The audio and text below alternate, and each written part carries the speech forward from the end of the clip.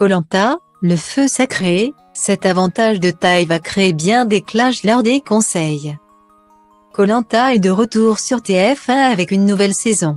Une édition marquée par un nouvel atout offert aux aventuriers, un feu sacré. Une arme redoutable qui va créer bien des remous lors des conseils. C'est reparti pour Koh Lanta. Le mardi 21 février, TF1 lancera la nouvelle saison de l'émission d'aventure baptisée Le Feu Sacré. Les 20 nouveaux candidats du programme ont déposé leur sac à dos sur l'île de Luçon, à l'est des Philippines. Une région connue pour ses nombreux volcans et surtout le mont Meillon. Lieu d'une grande légende récupérée par la célèbre émission. Le feu qui bouillonne dans son cratère est un feu sacré. Ainsi, lorsque le dieu qui vit en son sein est courroucé, la lave surgit.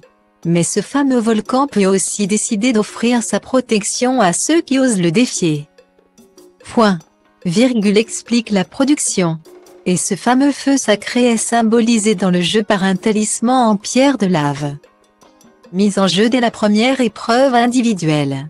Les participants vont donc tout faire pour le récupérer car, outre protéger et maîtriser le destin de son détenteur, cet avantage permettra de décider du destin d'un autre aventurier. Les fameux conseils de Koh Lanta seront ainsi plus mouvementés. Quand vous êtes détenteur du feu sacré et que votre tribu va au conseil, vous avez un choix, soit vous protégez vous-même, soit protégez un de vos coéquipiers. A expliqué le producteur Julien Magne dans les colonnes du Parisien.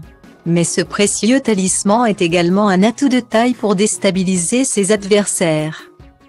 Si c'est la tribu adverse qui doit éliminer un membre, vous avez un avantage aussi important, vous vous rendez sur le camp adverse quelques heures avant le conseil.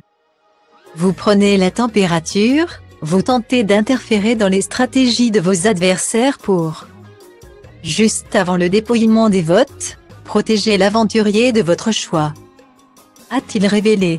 Comme l'explique le Parisien, le feu sacré est remis en jeu lors de chaque épreuve de confort.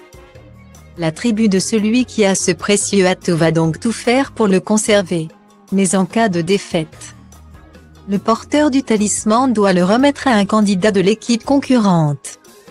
Et c'est sans compter sur les autres petits cadeaux faits aux candidats tels que les colliers d'immunité, ainsi que des armes, qui seront cachées par la production. Autant dire que cette nouvelle saison de Koh Lanta s'annonce très pimentée pour les participants qui auront le droit à leur dose d'adrénaline. Tout comme les téléspectateurs.